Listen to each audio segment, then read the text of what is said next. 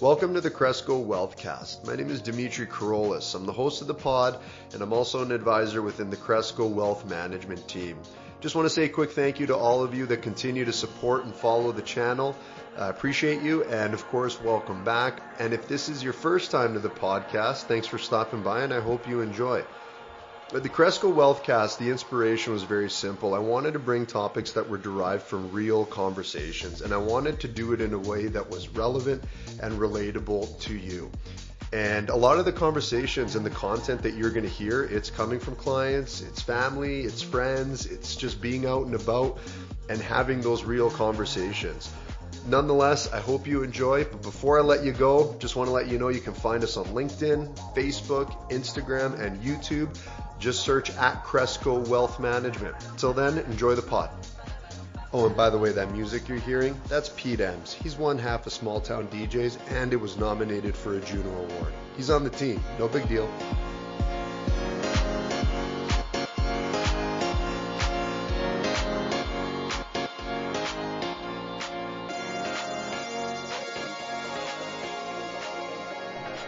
All right, here we are. We have the privilege, you've heard him before, I get to reintroduce him again, Dr. James Thorne, Chief Market Strategist for Wellington Altus. It's always a whirlwind when you come in and you do the pods, right? So I try to save you when I still get energy out of you, selfishly. But we did, you're in Calgary, Alberta right now. We did the Petroleum Club yesterday. We had a nice breakfast this morning. But for the podcast, we really just wanted to high-level condense it. In a way of what's on the agenda, what are we talking about, what's going on, some of the questions you're facing. I'd like to touch on even some of the pieces that you're talking about and things you mentioned today. But welcome. Thank you. So, what my objective is to get folks to start thinking about and framing this a little bit different way, right? We've been chatting for the last couple of days, and I think one of the things that's come to mind is, look, we've got a bunch of businessmen around the world trying to structurally adjust this global economy because there's too much debt and the old way was unsustainable, rightly or wrongly. So you've got people in policy positions, government positions that are businessmen, right? And so they look at the world differently, right? Yeah. And so when I'm out here in Calgary, what we're talking about is the fact that if you look at, and we'll start at first principles, right? AI and the march to artificial general intelligence, which is the holy grail, which is the pot of roll at the end of the rainbow, which is what everybody's going for, is out. They figure it's going to take 5 to 7 years to achieve that. One. The country, the industry, the company that solves that basically takes massive market share or gets global dominance. So it's a matter of national security. The number one building block to achieve that is cheap, secure energy, which Canada has abundance of. It's really our only competitive advantage, and yet we have neglected it for decades. So what do you say to Canadians, and great point is you're coming out west to those that maybe are not satisfied with the federal election or fears that they have about, let's just cut to the chase. You have Westerners, a lot of them saying, look, we've been cut out of the deal. No one out east cares about us. There's talks of even fending for ourselves. What do you say to those people that have that conversation? Stop looking backwards, start looking forward. Yeah. In our last piece, Market Insights, contact you for it. We talk about the fact that, the Canadian industrial policy and political power is moving west. Stop complaining about the fact that since Pierre Elliott Trudeau, you guys have gotten a raw deal. Yes. Can we move on? Let's talk about the future. Let's make some money. Yeah. Right? So if Canada loses Alberta, what do they have? So Danielle Smith, why does she look so happy? Why is she so calm? Because she knows if she doesn't get what she wants, she can call a referendum. And guess what? the United States is going to recognize Alberta's independence. That's Jim talking, not anybody else talking, right? That's a massive trump card. No. Ha ha ha ha. Right. The pun was intended. The pun was intended. And it's very well received here. So, but then you go back and then you restructure. Then you just go from first principles. Okay, well, the Prime Minister has the constitutional right to build pipelines and build ports.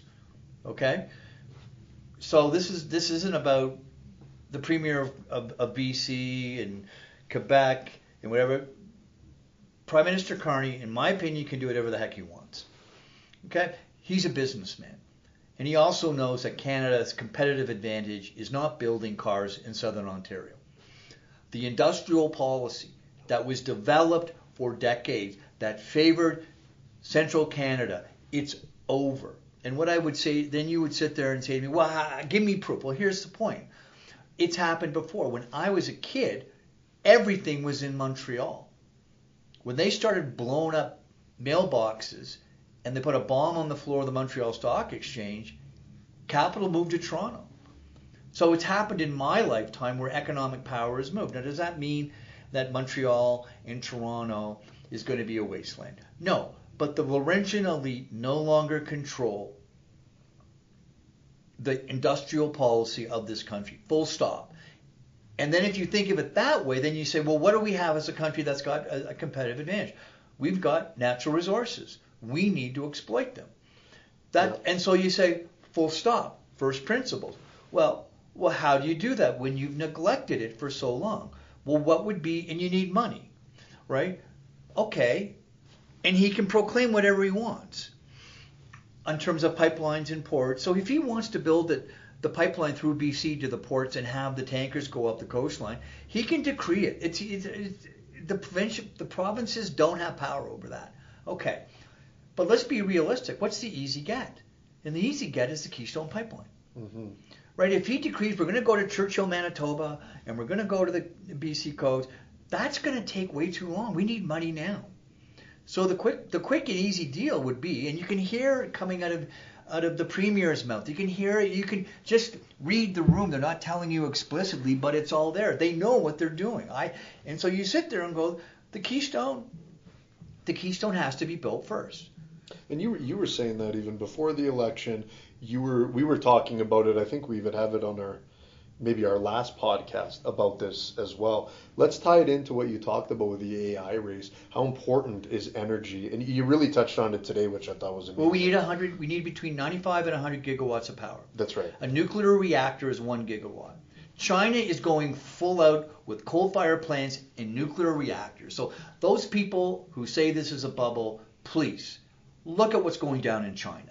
Okay, this is a matter of and Scott Bessent, who is the Secretary of the Treasury, when he was in confirmation, he said, we need a lot of cheap, secure energy, and the country or the geographic area that has it wins.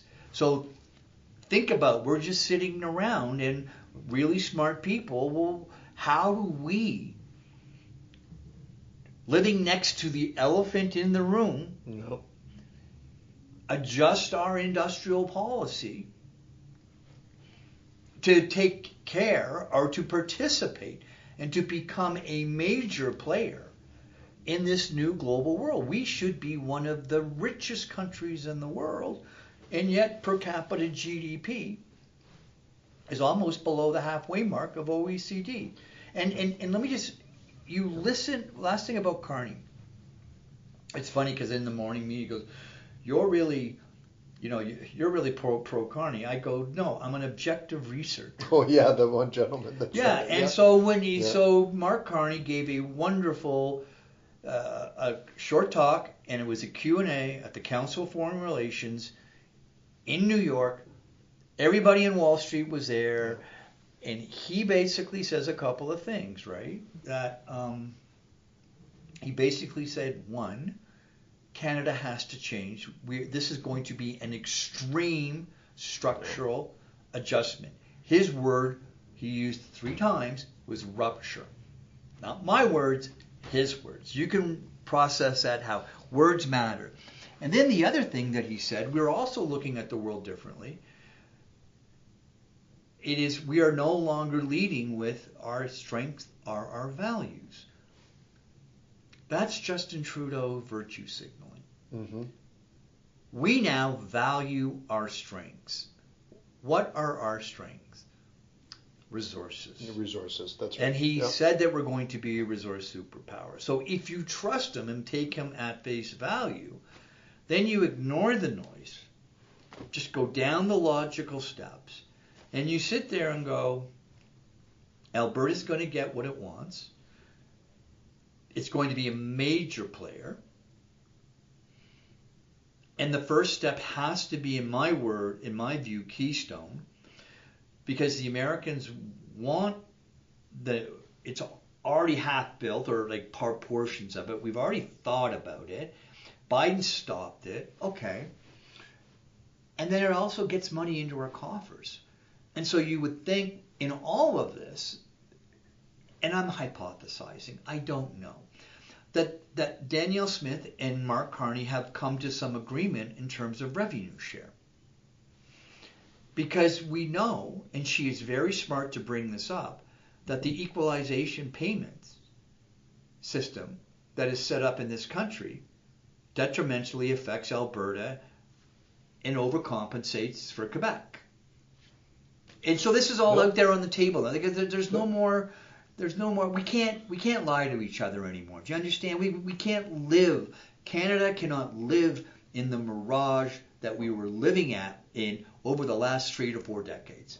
And if we do continue to live that way, then global capital is just going to walk away from us. And we're going to become a third world country, or perceived as one, which is exactly how we were when in the early 1980s, when the Americans shifted and went from Jimmy Carter to Ronald Reagan, and we went from Keynesian leftist progressive policies to supply side economics. Oh, by the way, which the father is Robert Mundell, who is the Canadian who won the Nobel Prize for it. So we focus on supply side, which means deregulation, tax cuts, getting capital into the country. We said, no. We're going to elect Pierre Trudeau one last time. And we drove the bus into the side of the mountain. And that's where you draw the parallels of then to where we are today. Exactly. Yeah. And so if as investors, you sit there and go, look at if we do what we did in the early 80s and we go do the Pierre Elliott Trudeau thing, right? Get the hell out of Canada. Dollar's going to 60 cents. No, everybody's going to walk away. No, we're irrelevant right now. The only reason why we're relevant right now, and if you look at, and it's all to me body language. Like, yeah, I got the economic theory. I got the PhD. I've been in the business a long time. But I'm looking at the relationship between Mark Carney and Donald Trump. I'm looking at the body language. I'm looking at how they talk to each other. I'm looking at how they interact. I'm looking at how Danielle Smith is interacting with Mark Carney. Truth is not in the PowerPoint presentation. Okay, that's one thing I learned. I have no hair, but I've been to too many PowerPoint presentations. It's not. It's how they react. And so you look at it, and if we go back and we're businessmen, and Mark now recognize, and I use this term, we used it at the Petroleum Club, right? Mark, I shouldn't call him Mark. Prime Minister Carney, I think, recognizes that with Canada relative to the United States, he is an executive vice president in the boardroom. Yeah, that was a great analogy, and I believe it's accurate as well, just like you. So what you're saying, and to recap for the listeners as well, is really the difference between those two parallels of the 80s, which is interesting because Donald Trump will always reference Reagan how many times, and here we are. But you're saying that the other player in the game gets it, which is good news, to tell you the truth, for the West, right? You're saying that the political part, not to get political, but yes, maybe the federal political party hasn't changed, but the person in charge understands the game a little bit more on a macro level. The Prime Minister's office has changed, and that's the most important office, unless, and think about what happened with Joe Clark, right? Let's go back in the 80s with Brian Mulroney. unless you get an uprising from the rank and file and Carney gets voted out as the leader of the Liberal Party, right? I mean, a party, we're British parliamentary democracy, right? The Prime Minister is the leader of the Liberal Party. I mean, I understand the impatience, but I mean, he is navigating, I think, fantastic, doing a great job given the political characters in his cabinet. And I think he's got the blessing of the establishment of the Liberal Party. I don't know that for sure, but I think Carney understands that if he plays his cards right, he could go down in history as one of the most important, relevant prime ministers ever. It's that important. And so he's a junior, I worked in the United States. I understand. We're not that big. We're important. Our natural resources and our critical minerals are very important. President Trump is basically saying, can you guys get your act in order and focus on what you're good at? And you're not good at making cars. There's no competitive advantage there anymore. Right? Mm-hmm. So if that's the case, then I think Carney knows exactly what he's doing. And he's playing a very difficult poker, or bridge hand. Let's put it, very difficult bridge hand, but he's playing it great. I enjoy watching this. And so when people ask me, why am I comfortable? And it's very simple, because your premier is comfortable. She's happy. She's the North Star in all of this. As far as I'm concerned, if Premier Smith is happy, and she is as connected as I think she is, there's something coming down everything we talked about, that, to use gambling or, a craps term on the craps line, we don't know, right? It makes complete and total sense that this is what's going to happen. And why? Because Trump, during his election campaign, talked about it. I mean, about the Keystone. I mean, when you listen to Danielle Smith, when she gives, you got to listen to a lot of her interviews, but when she's there, she will slip in shipping oil to the United States. Yeah. You talked about earlier in the breakfast portion today about some key dates for us as Canadians, maybe even Albertans, but as Canadians to keep an eye on in that relationship. You were talking about November and December. November 4th. It's going to be a budget, and get ready because he's going to blow it up. Okay. Which is fine, because now let me put my economist hat on. Everybody says, ooh, strategist, but I'm a classically trained economist, right? Yeah. A company or a country that issues debt to increase the efficiency of the company or the country, it's logical, and you should take that trade. So if you issue debt at 2%, but you invest in things that increase the efficiency and productivity and livelihood and standard of living of the participants, then it is a good deal and you should take it. Debt is only bad when you create money out of thin air, give it to you, and say, don't work. Don't do anything productive. Right. Transfer payments, which is exactly what the Trudeau government did, right? So we, on the fiscal side, the government side, our debt situation, and this is where Carney and the Liberals are true, relative to other countries, because of what Brian Mulroney and Jean Charest and everybody else, we have a wonderful balance sheet. Okay? Mark Carney is going to use it. Mm-hmm. And that's okay. The difference between the candidates, so that's the difference. The U.S. doesn't have the balance sheet on the government side. The difference between Canada and the United States on the consumer side is the consumer in this country is maxed out. Whereas the consumer in the United States isn't, because they delevered after the global financial crisis.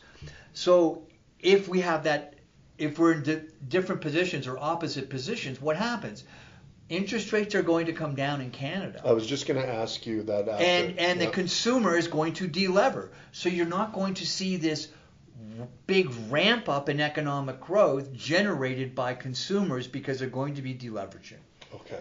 And so economists call this a balance sheet recession, where we're going to look okay in the investment side, but the consumption side is going to look terrible or weak because it's going to take you some time to pay off your credit card, buy and get your mortgage done. And it will happen. It happened to the Americans. They delevered, right? So is that a 5-year thing? Is that a 10-year thing? I don't know. But what I do know is that interest rates in Canada are going significantly lower, and interest rates in the United States are going significantly lower. And you answered that in perfect succession. But then I'll go to this as we look at the time right now. What else can we expect as Canadians, as investors? We talked about interest rates, we talked a little geopolitics here, but what else in 2026 are you looking at? Or even in your next marketing piece, the narrative that you may be wanting to talk about? Well, what we're going to talk about is the fact that, people are finally recognizing, and we kind of dripped on it, right? If you look at the Oval Office, President Trump has a big picture of Ronald Reagan there.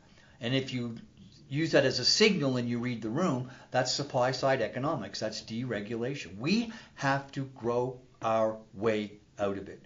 We have no other chance. This goes back to the level of debt we have not seen in the United States since World War II.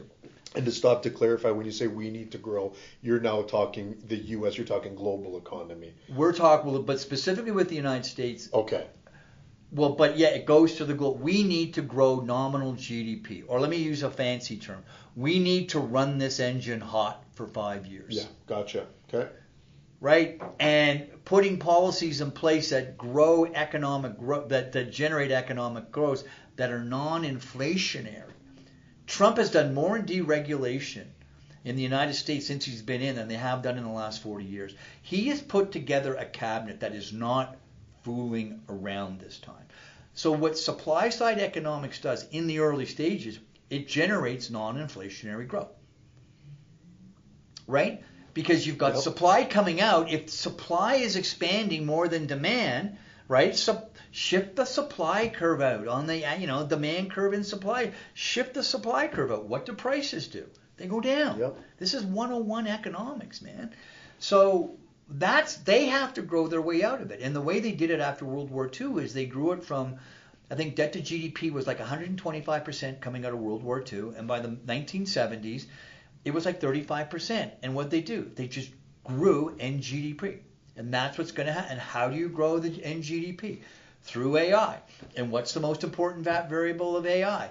Cheap energy. And we got to grow and get energy or electricity consumption, right? We got to get it, or production up 95 to 100 gigawatts, which is massive, which means nuclear reactors, which means turbines, which means, pipeline, everything, right? Everything is going to be going, right? And so economic growth in Canada is going to be predicated on that. The question for us is, are we going to become, we will become an economic superpower. And Carney alludes to that. Will we become an AI superpower? Because why should we not? Why shouldn't we use our energy here to create these massive hyperscale AI farms? We've got the cool temperatures, we've got the cheap natural resources. Why aren't we doing it here? And I think the Premier here, and I think the Prime Minister, they understand, but let's walk before we run. We've got to unwind a lot of bad policy. That's right. Yeah, absolutely. So to recap here is of what we just discussed is you do see interest rates still going down. Yep. Supply side on the energy. A lot of people then here ask if we're in Calgary or in Alberta, they'll say, well, what does that mean for energy? Should we start investing right away? When you talk about that, what do you see in that sector? Because I know I'll get that question. Well, natural gas is a solution. Natural gas, okay. Right, so natural gas and natural gas turbines. So Okay. I've told you about the 3 companies that make the natural gas Yeah. turbines. I don't know whether you want, but you can call Dimitri. If No, you wanna- got to leave a little bit. We can't show all the cards But the today. thing is, and I think the other thing is that oil is going to be fine, but I think oil might be weak until after the midterm elections. Now, can we talk a couple minutes on that as well, about the midterm elections? We've talked about it here internally with yourself, our team, when you're joining the call. And what is so important about the midterm elections? I've had discussions with clients as well, but for listeners that maybe haven't heard it, from your insights or from us before. I think the larger majority the president gets in the House and the Senate, the faster he can implement his policies. Because, and correct me if I'm wrong, because really what we're doing, it's a policy look at. It's to really dictate which way the United States would pivot and how we have to pivot accordingly. Well, think of it this way, right? If he could get a big enough majority in the House and the Senate, then he could legislate through law, not executive orders, Mm-hmm. and that he could codify his agenda, and then let's just assume, and this would be the period of time that could happen. This is a time to change the laws.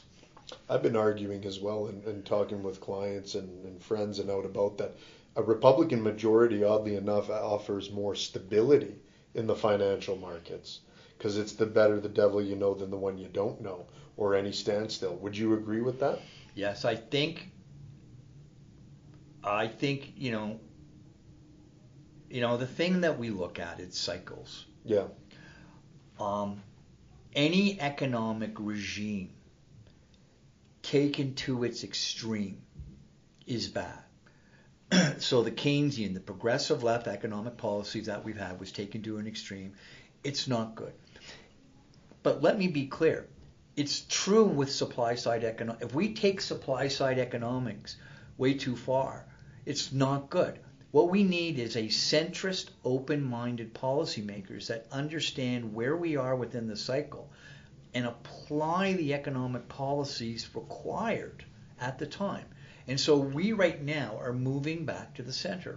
So with Carney, let me give you an example. We didn't talk about this morning, but we did last night. Yeah, last night we did, yeah. I think I know where you're going with this, yeah. So he anchors off of 2 books. So when I do my research, I go and say, well, how does this guy act? What does he think? And when you read his presentation as an academic, right, he's my age. And, so he's... Young guy.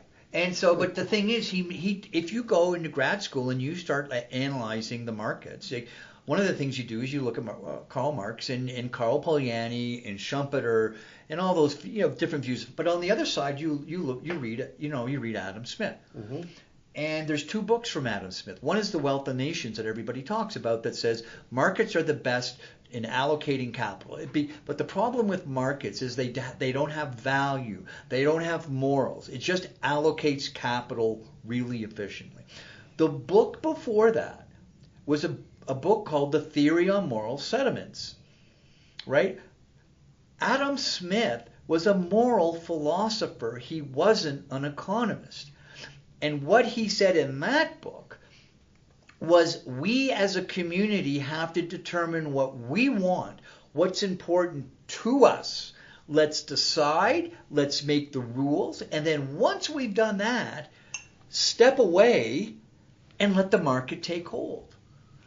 Angus Reid's report just came out, 60% of Canadians want a pipeline. He knows that. I just gave you Mark. If we were after the presentation, we had a couple of pops at the petroleum. If he was sitting down with us, right? He's a really smart guy. This guy's really smart, very well read, very well. And I'm giving you Mark Carney. This is me watching Mark Carney and listening to him explain things.